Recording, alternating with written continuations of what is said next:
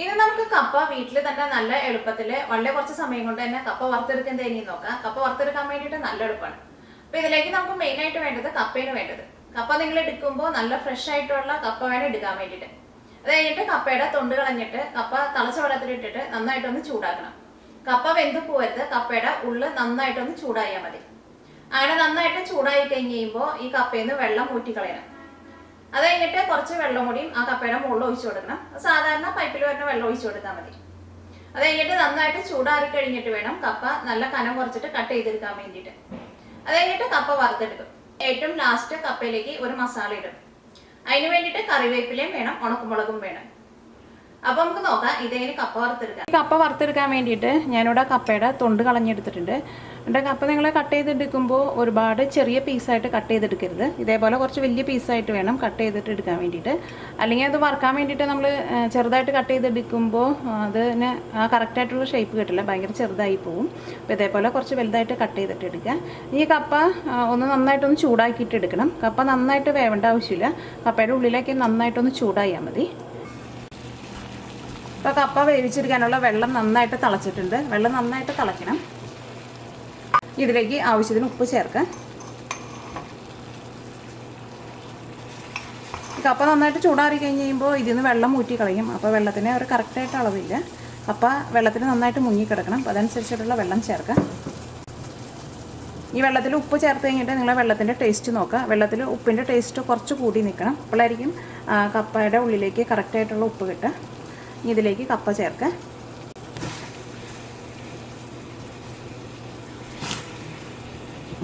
അത് ചില കപ്പ ചിലപ്പോൾ പെട്ടെന്ന് വേവണ കപ്പയായിരിക്കും. അപ്പോൾ കപ്പ നന്നായിട്ട് വേവേണ്ട ആവശ്യമില്ല, വെന്ത് ഉടഞ്ഞു പോകരുത്. കപ്പയുടെ ഉള്ളിൽ നന്നായിട്ടൊന്ന് ചൂടാവണം.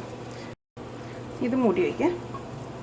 കപ്പയുടെ ഉള്ളിൽ നന്നായിട്ട് ചൂടായിട്ടുണ്ട്. ഇനി ഇതിൽ നിന്ന് വെള്ളം ഊറ്റിക്കളയണം. അപ്പോൾ കപ്പയിൽ നിന്ന് വെള്ളം ഊറ്റിക്കളഞ്ഞിട്ടുണ്ട്. വെള്ളം ഊറ്റിക്കളഞ്ഞിട്ട് കുറച്ച് ടാപ്പ് വാട്ടറും കൂടിയും ഇതിൻ്റെ മുകളിലേക്ക് നന്നായിട്ടൊന്ന് ഒഴിച്ചു കൊടുക്കുക. ഇനി ഇത് നന്നായിട്ട് ചൂടാറി കഴിഞ്ഞിട്ട് വേണം ഇത് ചെറിയ പീസായിട്ട് നല്ല കനം കുറച്ചിട്ട് കട്ട് ചെയ്തെടുക്കാൻ വേണ്ടിയിട്ട്. ഞാനിവിടെ ഇതേപോലെ കനം കുറഞ്ഞ പീസായിട്ട് കട്ട് ചെയ്തെടുത്തിട്ടുണ്ട്. ഇനി ഇത് നീളത്തിൽ കട്ട് ചെയ്തിട്ടെടുക്കുക. ഒരുപാട് കനമുള്ള പീസായിട്ട് കട്ട് ചെയ്തെടുക്കരുത്, അപ്പോൾ അത് നന്നായിട്ട് മുരിഞ്ഞ് വരില്ല.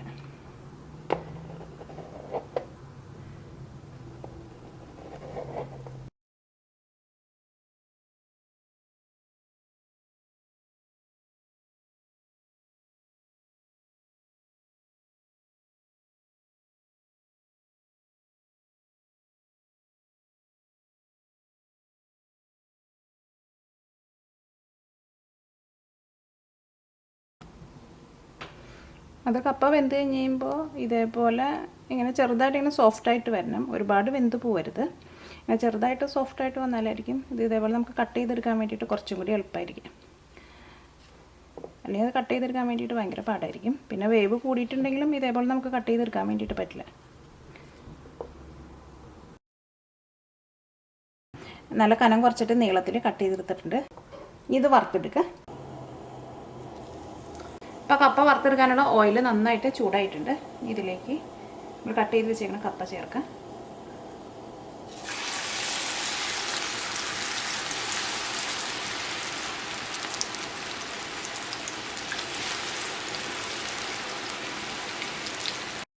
നിങ്ങൾ ഇട്ട വഴിക്ക് തന്നെ ഇളക്കരുത്. ഈ കപ്പ ഈ ഓയിൽ കിടന്ന് നന്നായിട്ട് ചൂടായി കഴിഞ്ഞിട്ട് വേണം ഇത് ഇളക്കാൻ വേണ്ടിയിട്ട്.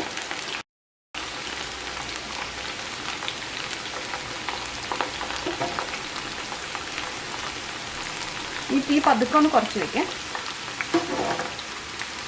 അതായിരിക്കും കപ്പയുടെ ഉള്ളിലേക്ക് നന്നായിട്ട് മുരിഞ്ഞ് വരാം. ഇട്ട വഴിക്ക് തന്നെ തീ കുറച്ച് വയ്ക്കരുത്. കപ്പ ചെറുതായിട്ട് ഒരു കളർ മാറി തുടങ്ങുമ്പോൾ തീ പതുക്കെ ഒന്ന് കുറച്ച് വയ്ക്കാം.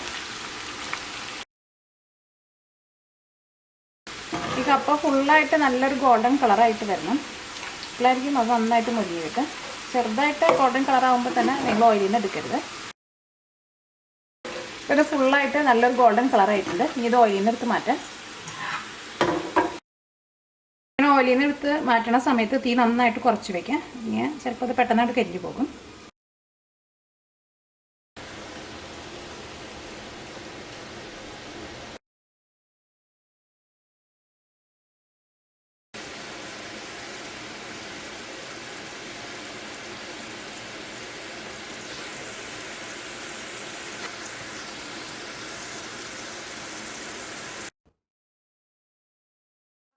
വറുത്തെടുത്തിട്ടുണ്ട്. ഇതിലേക്ക് മസാല ഇടാം.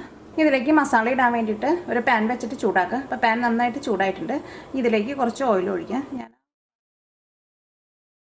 വറുക്കാനെടുത്ത ഓയിൽ തന്നെയാണ് ചേർക്കുന്നത്. വളരെ കുറച്ച് ചേർത്താൽ മതി. ഇതിലേക്ക് നമുക്ക് കറിവേപ്പിലയും ഉണക്കമുളകും ഇട്ടിട്ട് മൂപ്പിച്ചിട്ട് എടുക്കണം. അപ്പോൾ അതനുസരിച്ചിട്ടുള്ള ഓയിൽ മാത്രം ചേർക്കാം. ഈ ചൂടായ ഓയിലിലേക്ക് കറിവേപ്പില ചേർക്കാം.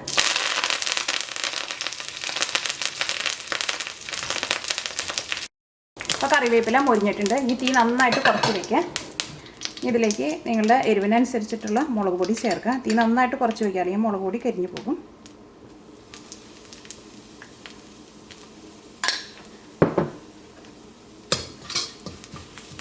ഈ തീ ഓഫ് ചെയ്യാം. മുളക് പൊടി കരിഞ്ഞു പോകുന്നതിന് മുമ്പ് തന്നെ നിങ്ങൾ തീ ഓഫ് ചെയ്യണം. ഇതിലേക്ക് വറുത്ത് വെച്ചേക്കണ കപ്പ ചേർക്കാം.